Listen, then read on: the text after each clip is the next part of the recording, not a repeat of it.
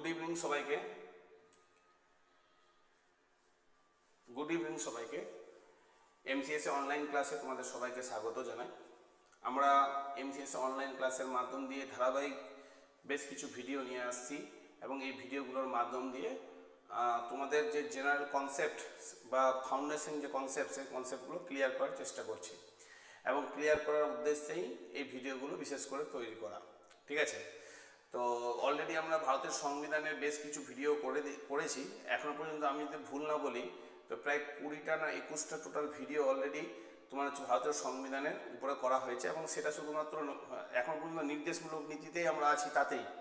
তার মানে আমি ভিডিওগুলো ছোট ছোট করে করছি এবং চেষ্টা করবো যাতে পুরো নির্দেশমূলক নীতি শুধু নয়, মানে পুরো সংবিধানের উপরে একটা সুন্দর ভিডিও সিরিজ তৈরি করে দেওয়া এবং এই ভিডিও সিরিজ অনুযায়ী তোমরা যাতে প্রতিটা ভিডিও দেখে নিজের যে ভারতের সংবিধানের যে ভিত্তি সেই ভিত্তিটা কিন্তু তৈরি যাতে করতে পারো।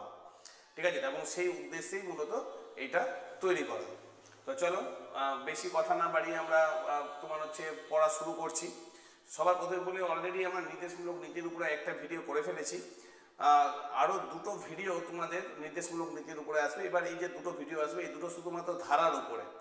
এইখানে যে আমরা আজকে যে ভিডিওটা করছি সেটা হচ্ছে কি নির্দেশমূলক নীতির তোমার যে ধারা নম্বর 36 থেকে শুরু করে একদম ধারা নম্বর 43-এর বি পর্যন্ত, অর্থাৎ 44 থেকে শুরু করে একদম 51 নম্বর ধারা পর্যন্ত কিন্তু একটা নতুন ভিডিও আমরা তৈরি করব। ঠিক আছে, তো সেই উদ্দেশ্যে এই ভিডিওগুলো থেকে তৈরি করা। তো নিশ্চয়ই ভিডিওগুলো তোমাদের ভালো লাগছে। তো এই যে ধারা সংক্রান্ত যে প্রথম ভিডিও নির্দেশমূলক নীতি এখানে আমরা আলোচনা করতে শুরু করেছি। অলরেডি আমরা বিগত ভিডিওতে আমরা তোমাদেরকে বলেছি যে ভারতবর্ষের সংবিধানের তোমার হচ্ছে পার্ট নম্বর 4, ঠিক আছে, এবং ধারা নম্বর 36 থেকে শুরু করে 51 পর্যন্ত এর মধ্যে নির্দেশমূলক নীতি রয়েছে। এবং তোমাদেরকে এটাও বলেছি যে নির্দেশমূলক নীতি হচ্ছে কি নির্দেশমূলক নীতি হচ্ছে এক প্রকার রাষ্ট্রের সরকারের প্রতি তোমার যে সংবিধানের নির্দেশ, যেখানে নির্দেশ দেওয়া হচ্ছে যে ওয়েলফেয়ার স্টেট যে সংজ্ঞা তার সংজ্ঞা বাস্তবায়িত করতে গেলে এই উপরোক্ত যে বিষয়গুলো রয়েছে সেই বিষয়গুলো যাতে ঠিকঠাক করে তোমরা সম্পন্ন করো। ঠিক আছে, তো সেই উদ্দেশ্যেই 36 থেকে 51 নম্বর ধারাতে বেশ কিছু তোমার হচ্ছে কনসেপ্ট কিন্তু দেওয়া রয়েছে এবং এই কনসেপ্টগুলো তোমাদেরকে জানতে হবে। এই ভিডিওতে আমরা 36 নম্বর ধারার মাধ্যম দিয়ে তোমার হচ্ছে শুরু করছি। ধারা নম্বর হচ্ছে কত? 36। দেখো 36 নম্বর ধারাতে রাষ্ট্রের সংজ্ঞা দেওয়া রয়েছে। তো এখানে রাষ্ট্রের সংজ্ঞা তোমাদেরকে আগে পড়িয়েছি আমি যে ভারতবর্ষের সংবিধানে 1 নম্বর ধারা, তারপরে হচ্ছে ধরো একের পর হচ্ছে 5 নম্বর ধারা, 12 নম্বর ধারা, 36 নম্বর ধারা, ঠিক আছে, 52 নম্বর ধারা, 152 নম্বর ধারা। এই যে ধারাগুলো রয়েছে এখানে সবগুলোতে রাষ্ট্রের সংজ্ঞা রয়েছে, কিন্তু প্রতিটা রাষ্ট্রের সংজ্ঞায় কিন্তু আলাদা আলাদা পরিপ্রেক্ষিতে আলাদা আলাদাভাবে তৈরি। এখানে যেমন 36 নম্বর ধারার মাধ্যম দিয়ে যে রাষ্ট্রের সংজ্ঞা দেওয়া রয়েছে এটা হচ্ছে কি ডিপিএসপির কনসেপ্ট অনুযায়ী তোমার হচ্ছে বা ধারণা অনুযায়ী এটা রয়েছে। এবং এখানে রাষ্ট্রের সংজ্ঞা বলতে গিয়ে বলা হয়েছে যে ভারতবর্ষ হচ্ছে কি একটা হচ্ছে সামাজিক কল্যাণমূলক রাষ্ট্র, যেখানে আর্থ সামাজিক ব্যবস্থার উন্নয়ন করা হচ্ছে কি সরকারের লক্ষ্য হওয়া উচিত এবং সেই উদ্দেশ্যে সরকারকে বিভিন্ন ধরনের তোমার হচ্ছে কি কল্যাণমূলক কাজগুলো করতে হবে।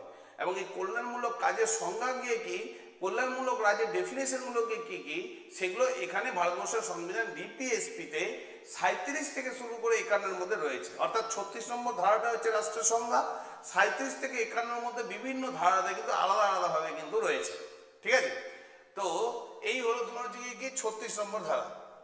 এবার 36 নম্বর ধারাতে তাহলে ডিপিএসপির কনসেপ্ট অনুযায়ী বা ধারণা অনুযায়ী তোমার হচ্ছে রাষ্ট্র সংজ্ঞা দেওয়া রয়েছে, রাষ্ট্র সংজ্ঞা।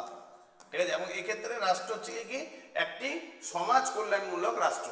ঠিক আছে, এর পরবর্তীতে দেখো ধারা নম্বর হচ্ছে কত? 37। ধারা নম্বর 37-এ গিয়ে কি বলা হচ্ছে? বলছে রাষ্ট্রের নির্দেশমূলক নীতিগুলির প্রয়োগ সংক্রান্ত বিষয়। অর্থাৎ এই যে নির্দেশমূলক নীতিগুলো রয়েছে সেগুলোকে প্রয়োগ করতে হবে। ঠিক আছে, প্রয়োগ করবে তো কে করবে? রাষ্ট্রের সরকার করবে, রাষ্ট্রের সরকার। তোমাদেরকে মাথায় রাখতে হবে এখানে দুটো কনসেপ্ট কিন্তু আলাদা, একটা হচ্ছে রাষ্ট্রের সরকার আর হচ্ছে একটা হচ্ছে রাষ্ট্র সংবিধান। রাষ্ট্রের সংবিধান, এই রাষ্ট্রের সংবিধান তৈরি করেছিল হচ্ছে কি গণপরিষদ। রাষ্ট্রের সংবিধান তৈরি করেছিল কে? গণপরিষদ। ঠিক আছে, এই গণপরিষদ তোমার হচ্ছে যে রাষ্ট্রের সংবিধান তৈরি করেছে, সেই সংবিধান নির্দেশ দিচ্ছে রাষ্ট্রের সরকারকে। ঠিক আছে, রাষ্ট্রের সরকারকে বলতে বর্তমান সরকারকে। অর্থাৎ কেন বর্তমান বললেন স্যার? এখনো পর্যন্ত 1951 সালের পর থেকে একাধিক সরকার এসছে। ঠিক আছে, তো তার মধ্যে থেকে বর্তমানে যে সরকার রয়েছে সেই সরকারকে নির্দিষ্ট কতগুলো তোমার হচ্ছে এই নীতিগুলো প্রয়োগ করার বিষয়ে কিন্তু কতগুলো আইনের কথা বলে দিয়েছে এখানে, আইনের কথা। এবং কেন তোমার হচ্ছে এই নীতিগুলো তোমার হচ্ছে তৈরি করা প্রয়োজন, সেই প্রয়োজনগুলোও কিন্তু এই ধারা নম্বর 37-এ বলা রয়েছে। তো বলছে কেন প্রয়োজন, তার পিছনে মূল কারণ হচ্ছে যে ভারতের সরকার, এই ভারতবর্ষের যে সংবিধান, সেই সংবিধান তৈরি করার মূল মোটিভ ছিল হচ্ছে কি স্যার? স্বাধীনতা এবং সাধারণ মানুষকে পরিষেবা দেওয়া। তোমাদেরকে জানা উচিত, ব্রিটিশ যুগে যখন ব্রিটিশরা আমাদের দেশে প্রায় 190 বা 200 বছরের মতো রাজত্ব করেছিল, সেই সময় সাধারণ মানুষ কিন্তু অনেক কষ্টের মাধ্যম দিয়ে জীবনযাপন করেছিল। তাদের আর্থিক যে ভারসাম্যতা সেটা পুরোপুরি নষ্ট হয়ে গিয়েছিল। মানুষের কাছে খাওয়ার পড়ারও মানে ঠিকঠাক করে কিন্তু অর্থ ছিল না। ঠিক আছে, এবং তার মধ্যেও মানুষ যেভাবে রাষ্ট্রীয় আবেগের মাধ্যম দিয়ে রাষ্ট্রকে মানে স্বাধীনতা জয়লাভের দিকে এগিয়ে এসেছিল, সেটা কিন্তু প্রশংসার দাবি রাখে। তো এই যে স্বাধীনতা যখন আসলো, তো সেই যে সাধারণ মানুষগুলো মাধ্যম দিয়ে স্বাধীনতা আসলো, যে বিপ্লবীদের মাধ্যম দিয়ে আসলো, যারা হয়তো রাজনীতিতে অংশগ্রহণ করেও নি, তারপরেও সাধারণ ব্যক্তিত্বের মাধ্যম দিয়ে তোমার যে স্বাধীনতা আসলো, তাদের জন্য যদি না করে তো কি করে হয়? তো অতএব রাষ্ট্র হবে কল্যাণমূলক রাষ্ট্র। এবং আমাদের যদি তোমার হচ্ছে পড়ো, এই তোমার হচ্ছে প্রস্তাবনা পড়ো, সেখানে স্পষ্ট লেখা আছে যে ভারতবর্ষের সংবিধান 1949 সালের 26শে নভেম্বর আমরা নিজেরাই নিজেদেরকে অর্পণ করছি। আর এখানে নিজেরা বলতে গিয়ে কে? জনগণ। অর্থাৎ আমাদের সংবিধানটাই তৈরি করেছে জনগণ, এবং জনগণের প্রতিনিধি হিসাবে হচ্ছে গণপরিষদ। অতএব জনগণের স্বার্থ রক্ষা করা হচ্ছে কি স্যার? রাষ্ট্রের কর্তব্য।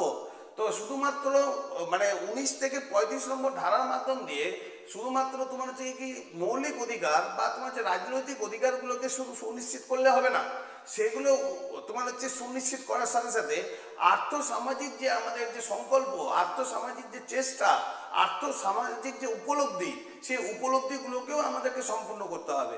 এবং সেই উদ্দেশ্যে নির্দেশমূলক নীতি তৈরি করা, এবং প্রতিটা সরকারেরই মূল মোটিভ থাকবে এখানে 36 থেকে 51 নম্বর ধারার মধ্যে যা যা বলা রয়েছে সেগুলোকে কি পরিপূর্ণতা দেওয়া। ঠিক আছে, তো পরিপূর্ণতা দেওয়া মানে এটা নয় যে তুমি এসে সঙ্গে সঙ্গে করে দিতে হবে। এখনো পর্যন্ত ইউনিফর্ম সিভিল কোডের মতো ধারা, তারপরে হচ্ছে কি পশু তোমার হচ্ছে এই গবাদি পশু হত্যা বন্ধ, ঠিক আছে, এই ধরনের কিন্তু আইনগুলো নির্দেশমূলক নীতিতে আছে, কিন্তু সেগুলো কিন্তু এখনো পর্যন্ত ইমপ্লিমেন্ট হয়নি।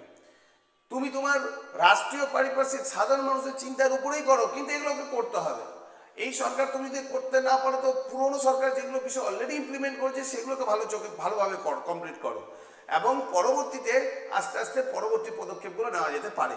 ঠিক আছে, তো এই যে ধারা নম্বর 37, সেখানে রাষ্ট্রের নির্দেশমূলক নীতিগুলো প্রয়োগ সংক্রান্ত বিষয় নিয়ে বলা হয়েছে। কি প্রয়োগ সেটা আমি অলরেডি তোমাদেরকে এই যে কিছুক্ষণ আগে বুঝালাম। এই জায়গাটাকে রিপিট করবে যে 37 নম্বর ধারাতে কি বলা রয়েছে। এরপরে দেখো 38 নম্বর ধারা। ঠিক আছে, 38 নম্বর ধারাতে কি বলা হচ্ছে যে জনকল্যাণমূলক রাষ্ট্র সংক্রান্ত পদক্ষেপ নেবে রাষ্ট্র। অর্থাৎ আমাদের রাষ্ট্র হবে জনকল্যাণমূলক। জনকল্যাণ মানে হচ্ছে কি স্যার? People's development.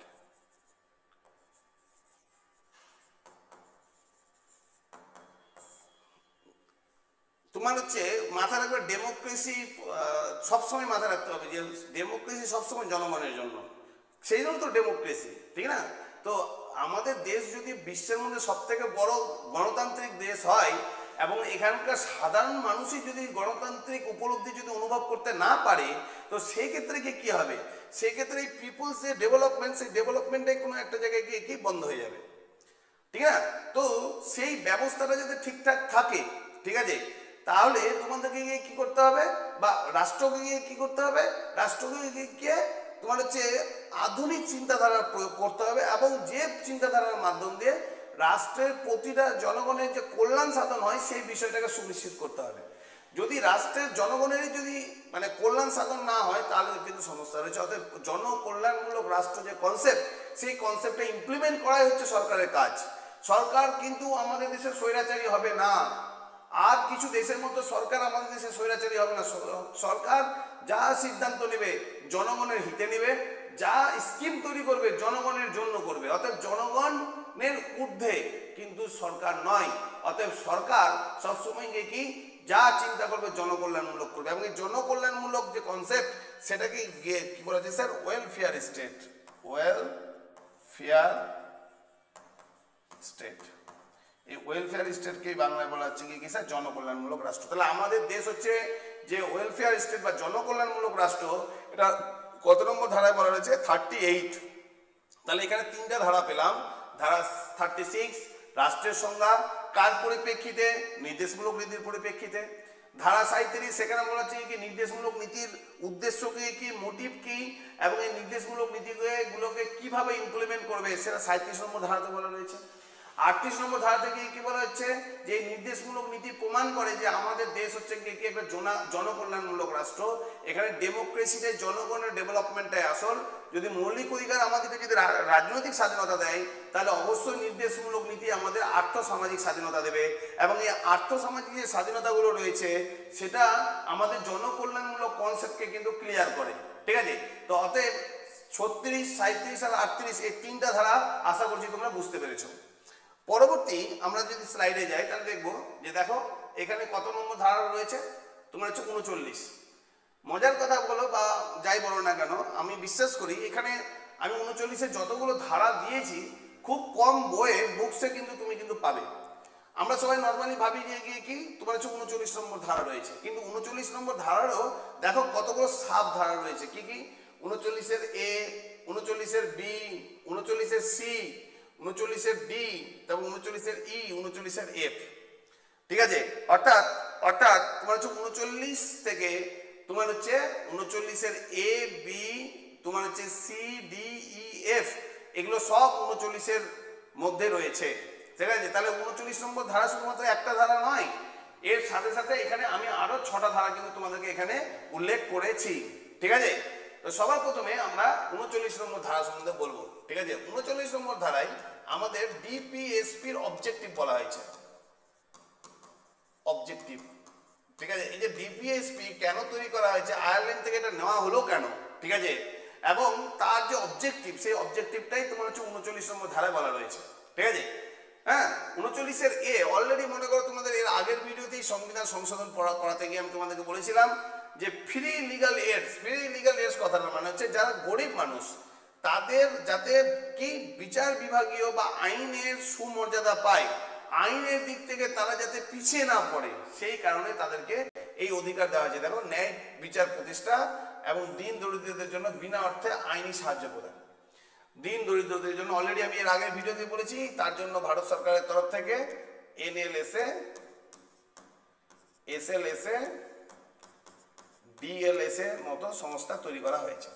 এবং এই সংস্থাগুলো তৈরি করার পিছনে মূল উদ্দেশ্য হচ্ছে এটাই যে এই সংস্থাগুলোর মাধ্যম দিয়ে যারা গরিব মানুষ, যারা পিছিয়ে পড়া মানুষ, পিছিয়ে পড়া জনজাতির মানুষ, যাদের কাছে কি আইনে নিজের তোমার হচ্ছে বিচার বা নিজের অধিকারকে ছিনিয়ে নেওয়ার মতো ক্ষমতা নেই, তারা যদি এই সংস্থাগুলোতে যায় সেক্ষেত্রে ফ্রিতে উকিল পাবে, ফ্রিতে হচ্ছে গিয়ে কি স্যার ব্যবস্থাপনা পাবে, এবং তার মাধ্যম দিয়ে তারা কিন্তু নিজের অধিকারকে কি রক্ষা করতে পারবে।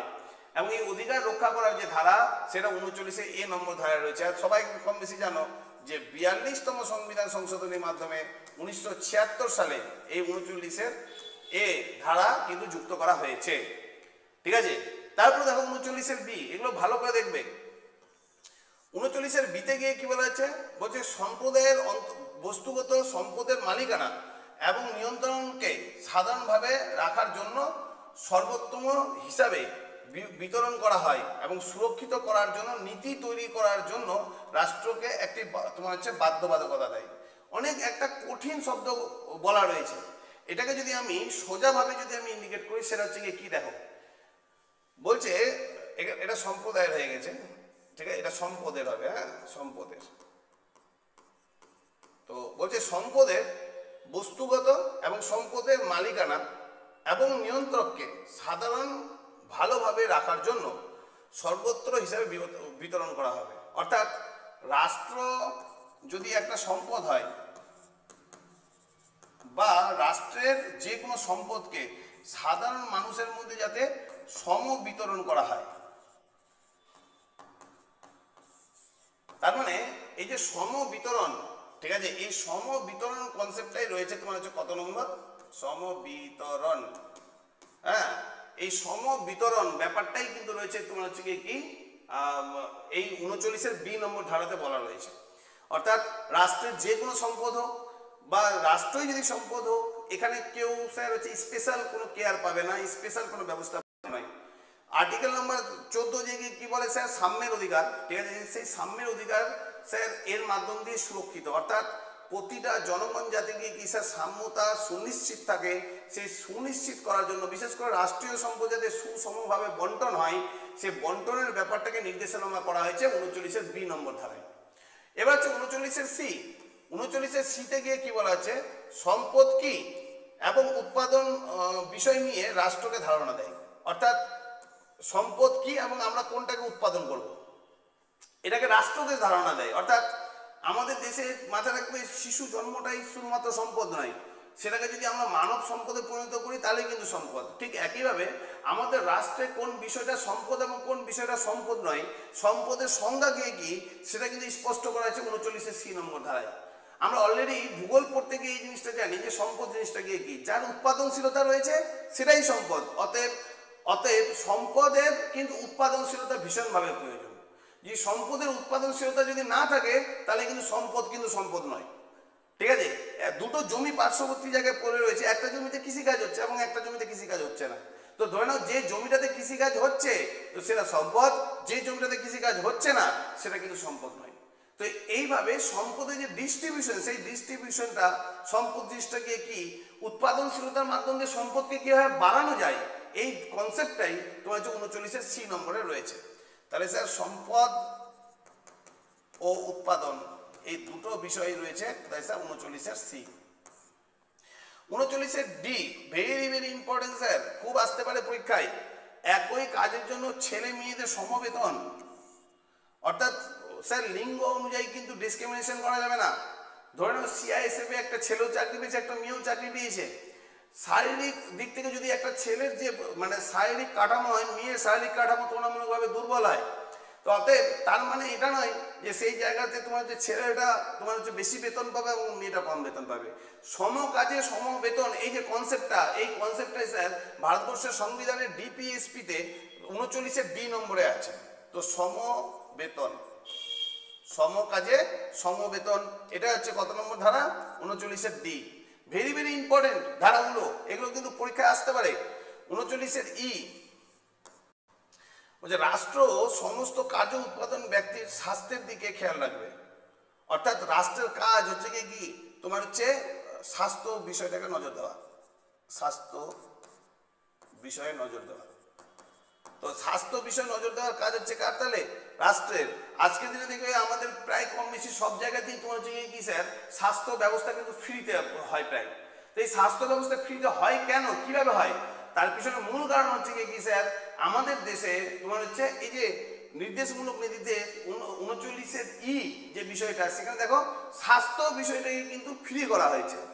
যেমন 39-এর ডি তে সমকাজে সমবেতন, 39-এর ইতে বলা হচ্ছে স্বাস্থ্য পরিষেবা রাষ্ট্রের উন্নতি হবে এবং রাষ্ট্রের কাজই হচ্ছে প্রতিটা জনগণের স্বাস্থ্য ব্যবস্থাকে দেখা।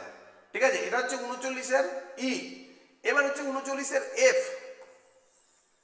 39-এর এফ নম্বর ধারায় কি বলছে, রাষ্ট্রের প্রতিটি শিশু, ঠিক আছে, স্বাস্থ্য বিষয়ে সঠিক রাখার বিষয়টি রাষ্ট্রকে সুনিশ্চিত করতে হবে। অর্থাৎ শিশু যারা রয়েছে, শিশুদের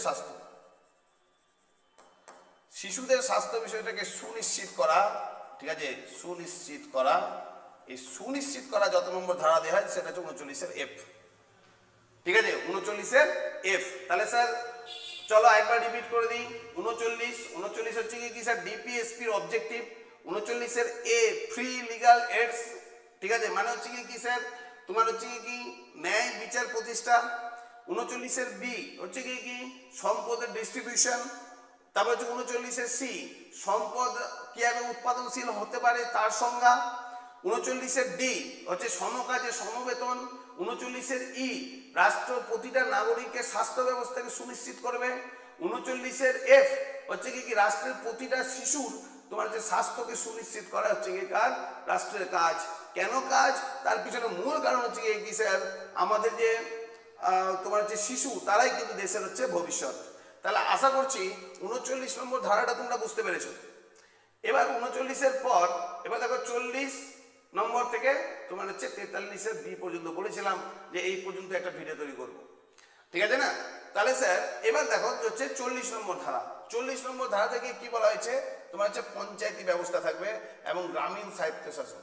এই পঞ্চায়েতি ব্যবস্থা এবং গ্রামীণ স্বায়ত্তশাসন অলরেডি আমি এর আগের ভিডিওতে বলেছি, এটা হচ্ছে গান্ধীবাদী চিন্তাধারা।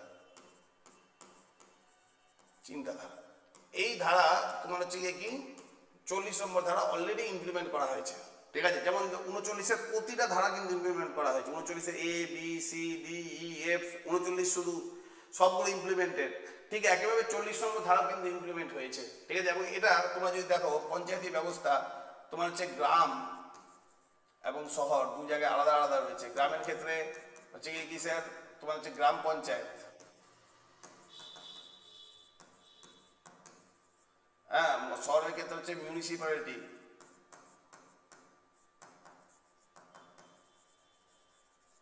ঠিক আছে? এই দুটোই কনসেপ্ট হচ্ছে গত তোমার হচ্ছে 73 এবং 74তম সংবিধান সংশোধনীর মাধ্যমে 1991-92 সালে তোমার হচ্ছে পাস হয়েছে পার্লামেন্টে। তার মানে এ থেকে আমরা কি বুঝলাম যে অলরেডি এটা ইমপ্লিমেন্ট হয়ে গেছে, ঠিক না? এবং ভারতবর্ষের প্রায় সব রাজ্যেই প্রায় তোমার হচ্ছে এই পঞ্চায়েতি ব্যবস্থা রয়েছে, শুধুমাত্র এক্সেপ্ট হচ্ছে কি স্যার, এক্সেপ্ট তোমার হচ্ছে নাগাল্যান্ড। অর্থাৎ নাগাল্যান্ডে এখনো পঞ্চায়েতি ব্যবস্থা নেই। নাগাল্যান্ড বাদ দিয়ে প্রায় সব রাজ্যে কিন্তু তোমার হচ্ছে হয়ে গেছে। আর স্যার আজকের দিনে তোমরা সবাই কম বেশি জানো যে পার্ট নম্বর তোমার হচ্ছে 11-তে তোমার হচ্ছে কি স্যার পঞ্চায়েত, আর পার্ট নম্বর 12-তে হচ্ছে মিউনিসিপ্যালিটির কথা বলা হয়েছে। ধারা 243-এর যদি ধারা দেখো, ঠিক আছে, সেখানে তোমার হচ্ছে পঞ্চায়েতের কথা বলা রয়েছে, ঠিক না? তারপরে তোমার যে পার্ট যদি দেখো, পার্ট তার 9 নম্বর পার্ট এবং 9-এর এ নম্বর পার্ট, এই দুটাতে তোমার হচ্ছে পঞ্চায়েতের পৌরসভার কথা বলা হয়েছে। তোমার হচ্ছে 9 নম্বর হচ্ছে কি স্যার পঞ্চায়েত, আর 9-এর এতে হচ্ছে পৌরসভা, এবং এটা হচ্ছে স্বায়ত্তশাসন, ঠিক আছে? ভারতবর্ষের যদি পঞ্চায়েতি ব্যবস্থা তৃতীয়, ভারতবর্ষের তোমার হচ্ছে সরকারি ব্যবস্থা যদি তৃতীয় ধাপ বা স্থানীয় সরকার যদি কাউকে বলা হয় তো সেটাই পঞ্চায়েতকে। এবং স্যার এটা হচ্ছে কত নম্বর আর্টিকেল, আর্টিকেল নম্বর 40 গান্ধীবাদী যুক্তি। তারপর হচ্ছে 41 নম্বর ধারা। 41 নম্বর ধারায় গিয়ে কি বলছে, রাষ্ট্র সাধারণ মানুষের কর্মের, ভালো করে শুনবে, শিক্ষার এবং সরকারি সাহায্য লাভের অধিকারকে সুনিশ্চিত করবে। তিনটা কনসেপ্ট এখানে বলছে। কর্মের মানে রাষ্ট্র প্রতিটা নাগরিকের কর্মের ব্যবস্থা করবে, ঠিক আছে? রাষ্ট্র প্রতিটা মানুষের শিক্ষার ব্যবস্থা করবে, আর স্যার সরকারি সাহায্য লাভের ব্যবস্থা করবে, যাতে করে সাধারণ মানুষ উন্নতি করতে পারে। সাধারণ মানুষকে উন্নতি করার জন্য, সাধারণ মানুষের জীবিকার উদ্দেশ্যের জন্য, সাধারণ মানুষের হচ্ছে কি ব্যবস্থাপনার জন্য তোমার হচ্ছে কি তোমার হচ্ছে এখানে তোমার হচ্ছে তিনটে জিনিসকে সুনিশ্চিত করেছে। সেটা হচ্ছে কি তাহলে কর্মের অধিকার, শিক্ষার অধিকার এবং হচ্ছে কি সরকারি সাহায্য পাওয়ার অধিকার, ঠিক আছে? তো এগুলো হচ্ছে আমাদের হচ্ছে কি স্যার আর্থসামাজিক, আমাদের জীবিকার অধিকার। জীবিকার অধিকারকে আমাদের আর্থসামাজিক অধিকার বলবো কি বলবো না, তোমরাই বলো, বুঝতে পেরেছো? তাহলে তো এটা কত নম্বর ধারা করা রয়েছে, এটা হচ্ছে ধারা নম্বর কত 41। ধারা নম্বর 42, ধারা নম্বর 42-এ কি বলছে, রাষ্ট্র কাজের তোমার হচ্ছে মানবিক পরিবেশ সৃষ্টি করবে, অর্থাৎ জীবিকা ব্যবস্থা করবে, এবং প্রসূতি মাদের জন্য বিশেষ ব্যবস্থা। আচ্ছা, প্রসূতি মাদের ব্যবস্থাটাও কিন্তু মাথায় রাখতে হবে, ঠিক আছে? তাহলে হচ্ছে তোমার হচ্ছে কাজের জন্য তোমার হচ্ছে বিশেষ ব্যবস্থা, এটা কত নম্বর ধারায় করা হয়েছে, ধারা নম্বর হচ্ছে 42। এবার ধারা নম্বর 43, ধারা নম্বর 43-এ তোমার হচ্ছে দেখো 43-এ হচ্ছে প্রসূতি মায়ের বিষয়টা, এই সরি তোমার হচ্ছে 42 নম্বরটাতে প্রসূতি মায়ের বিষয়টা, ঠিক আছে? প্রসূতি মা, এবং এই কারণে হচ্ছে ICDS প্রকল্প রয়েছে, তোমরা সবাই জানো, এবং যারা গরিব শিশু তারা এমনকি প্রতিটা বাচ্চাকে সাপ্লিমেন্টারি খাওয়ারও দেওয়া হয় স্যার হচ্ছে আইসিডিএস সেন্টারগুলো থেকে। এবং 43-এর এবার হচ্ছে কি 43 হচ্ছে এই যে এই জিনিসটা এখানে মানে দুবার লেখা হয়ে গেছে বলে সমস্যা হয়েছে, ঠিক আছে। রাষ্ট্র কাজের মানবিক পরিবেশ সৃষ্টি করবে, রাষ্ট্র কাজের মানবিক পরিবেশ। রাষ্ট্র শুধুমাত্র হচ্ছে কি স্যার একটা মেশিনারি নয় যে স্যার মেশিনের মতো কাজ করবে, একটা মানবিক পরিবেশে তৈরি করবে, রাষ্ট্রের মধ্যে একটা মানবিক চিন্তা থাকবে। এটাই কিন্তু আমাদের ভারতবর্ষ কিন্তু আর 10টা দেশের থেকে কিন্তু আলাদা, ঠিক আছে। এটা নয় যে তোমার হচ্ছে শুধুমাত্র মেশিনের মতো রাষ্ট্র কাজ করবে, ঠিক আছে। এছাড়াও 43-এর এ এবং 43-এর বি এই দুটো বিষয়েও কিন্তু তোমার হচ্ছে রয়েছে। যেমন 43-এর এ এটা তোমার হচ্ছে 42তম সংবিধান সংশোধনীর মাধ্যমে 1976 সালে আসে। এবং এখানে গিয়ে কি বলা হচ্ছে দেখো 43-এর এতে বলছে শিল্প কারখানা যে রয়েছে সেখানে প্রশাসনের শ্রমিকদের সুযোগ সুবিধার ব্যবস্থা করে দেওয়া। তোমরা সবাই জানো যে শিল্প কারখানা বিশেষভাবে প্রয়োজন। তো এই শিল্প কারখানাতে হওয়া মানে যে এক শ্রেণীর মালিক থাকবে, আর যদি মানুষ সচেতন যদি না থাকে তাহলে গিয়ে কি তোমার হচ্ছে যারা শ্রমিক তারা সমস্যায় পড়বে নাকি। তো এই সমস্যা যাতে না তৈরি হয় সেই উদ্দেশ্যে শ্রমিক ইউনিয়ন তৈরি করার জন্য এই 43-এর এ নম্বর ধারা তৈরি করা হয়েছে। তার মানে হচ্ছে শ্রমিক ইউনিয়ন মানে বুঝতে পারছো তো, আজকে যে বিভিন্ন শ্রমিক কারখানাগুলোতে বা বিভিন্ন ধরনের ট্রাস্টে যে শ্রমিকদের যে ইউনিয়ন থাকে, ঠিক আছে, সেই ইউনিয়নগুলো তোমার হচ্ছে 43-এর এ নম্বর ধারায় তৈরি হয়েছে। আজকে তুমি যে কোনো দেখবে শিল্প কলকারখানা অঞ্চলে গেলে দেখবে শ্রমিক ইউনিয়ন দেখতে পাবে। কেন? সেই ইউনিয়নগুলো হচ্ছে শ্রমিকদের স্বার্থকে তোমার হচ্ছে মানে চরিতার্থ করার উদ্দেশ্যে এটা তৈরি করা, শ্রমিকদের স্বার্থ এবং শ্রমিকদের স্বার্থ যাতে ঠিকঠাক করে থাকে সেই কারণে এই ইউনিয়নগুলো কাজ করে কি করে না। তো এই যে শ্রমিকদের স্বার্থ যে বিষয়টা সেই বিষয়টা কিন্তু খুব গুরুত্বপূর্ণ বিষয় এবং এই বিষয় কিন্তু এখানে বলা রয়েছে, ঠিক আছে। তো তার মানে এই শ্রমিকদের স্বার্থ বিষয়টা তার হচ্ছে আমাদের সংবিধান যখন প্রথম থেকে এসেছিল তখন থেকে ছিল না, ঠিক আছে। 42তম সংবিধান সংশোধনীর মাধ্যমেই তোমার কিন্তু এটা কিন্তু আসে আমাদের দেশে, ক্লিয়ার। এর পরবর্তীতে হচ্ছে কি স্যার 43-এর B, very very important sir. Already আমি এটা আলোচনা অন্য ভিডিওতে করেছি যে সমবায় সমিতি তৈরি হবে 43-এর বি। 43-এর বি ধারাটাও স্যার মূল সংবিধানে ছিল না, এটাও স্যার হচ্ছে সম্ভবত তোমার হচ্ছে 99তম সংবিধান সংশোধনীর মাধ্যমে সম্ভবত, এই জায়গাটা আমার মাথায় আসছে না, তোমার হচ্ছে 99তম সংবিধান সংশোধনীর মাধ্যমে এটা আসে 2001 সালে, 11 সালে। তো সমবায় সমিতিটা গিয়ে কি স্যার কোঅপারেটিভ, সমবায় সমিতি কথাটার মানে হচ্ছে কি কোঅপারেটিভ। কোঅপারেটিভ কথাটার মানে কি কোঅপারেটিভ কথাটার মানে হচ্ছে তোমার হচ্ছে এটা বলতে পারো হচ্ছে কি আমাদের গণতন্ত্রের চতুর্থ ধাপ। গণতন্ত্রের প্রথম ধাপ যদি আমাদের দেশে কেন্দ্র সরকার হয়, দ্বিতীয় ধাপ যদি রাজ্য সরকার হয়, তৃতীয় ধাপ যদি তোমার হচ্ছে গ্রাম পঞ্চায়েত হয় বা পঞ্চায়েত সমিতি হয়, জেলা পরিষদ বা মিউনিসিপ্যালিটি এগুলো যদি হয় মানে স্থানীয় সরকার আমরা যেটাকে বলি আর্টিকেল নাম্বার 40, তাহলে আমরা চতুর্থ ধাপ বলতে পারবো আমাদের কাদেরকে সমবায় সমিতিকে। আজকে যদি একটু ভালো করে দেখবে তো দেখবে যে মানে পঞ্চায়েতগুলোর দিকে কিন্তু খুব বেশি কিন্তু আর সরকার কিন্তু নজর দিচ্ছে না। কেন? পঞ্চায়েতগুলো যেমন অ্যাডভান্টেজ ছিল আজকের দিনে মানুষের সচেতনতা যত বেড়েছে তো সেই হারে পঞ্চায়েতগুলোতে মানে হচ্ছে যারা শিক্ষিত মানুষ তাদের কিন্তু আসার প্রবণতা কম বলে পঞ্চায়েতগুলোতে যে কারণে পঞ্চায়েত তৈরি করা মানে মূল উদ্দেশ্য ছিল সেটা কোনো একটা জায়গায় ব্যাহত হচ্ছে। তাই সরকার, কেন্দ্র সরকার হোক বা রাজ্য সরকারই হোক, ইন্টারনালি তোমার হচ্ছে কি করছে এখন কিন্তু পঞ্চায়েতের গুরুত্ব আস্তে আস্তে কিন্তু কমাচ্ছে এবং সেই জায়গায় কোঅপারেটিভ সোসাইটির কিন্তু গুরুত্ব আস্তে আস্তে বাড়াচ্ছে। মানে সমবায় একদম সাধারণ মানুষকে একটা সমবায় তৈরি করে দেওয়া হচ্ছে, তারা সেই সমবায়ের মাধ্যম দিয়ে যাতে ডেভেলপমেন্ট করে সেই উদ্দেশ্যে কাজ করা হচ্ছে। সেলফ হেল্প গ্রুপের মাধ্যম দিয়ে কাজ করা হচ্ছে, সাধারণ মানুষের অ্যাকাউন্টে সরাসরি টাকা পৌঁছে দেওয়া হচ্ছে যাতে করে সেখান দিয়ে তারা কি গ্রাম্য স্তরে ছোট ছোট হস্তশিল্পের কাজগুলো করতে পারে।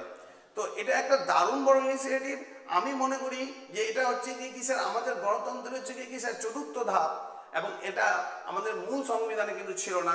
এই কোঅপারেটিভ সোসাইটি এটা 43-এর বি নম্বর ধারা দিয়ে যুক্ত হয়, ঠিক আছে। তাহলে স্যার 40 নম্বর ধারা হচ্ছে পঞ্চায়েত, 41 নম্বর ধারাতে কর্মের অধিকার, শিক্ষার অধিকার, সরকারি স্কিম পাওয়ার অধিকার, 42 নম্বর ধারাতে হচ্ছে কি তোমার হচ্ছে প্রসূতি মায়েদের তোমার হচ্ছে কি সংস্থান করা, নিউট্রিশনের ব্যবস্থা করা। 43 নম্বর ধারাতে হচ্ছে কি রাষ্ট্র মানবিক কাজ করবে, এটা হচ্ছে 43 নম্বর ধারা। 44 নম্বর ধারা হচ্ছে কি এই 44টা নয় 43 এ নম্বর ধারাতে শ্রমিক ইউনিয়ন তৈরি করার কথা, এবং 43 বি নম্বর ধারাতে কোঅপারেটিভ সোসাইটি বা সমবায় তৈরি করার কথা। তো এই ভিডিওটা কিন্তু এখানেই কিন্তু শেষ, অর্থাৎ 44 থেকে 51 পর্যন্ত আরেকটা ভিডিও আসতে চলেছে। ঠিক আছে, কেমন লাগলো এই ভিডিওটা অবশ্যই জানাবে। কোনো যদি সমস্যা হয়, কোনো যদি ভুল বলে থাকি বা কোনো ধরনের ভুল যদি এখানে করিয়ে থাকি, তো সেটাও তোমরা কিন্তু কমেন্ট বক্সে জানাবে, সেটাকে সংশোধন করার চেষ্টা করবো। আমাদের মূল উদ্দেশ্য হচ্ছে তোমাদের কি ফাউন্ডেশনটাকে তৈরি করা, এবং ফাউন্ডেশনের মাধ্যম দিয়ে তোমাদের যাতে হচ্ছে কি সাবজেক্টিভ নলেজ যাতে তৈরি হয়।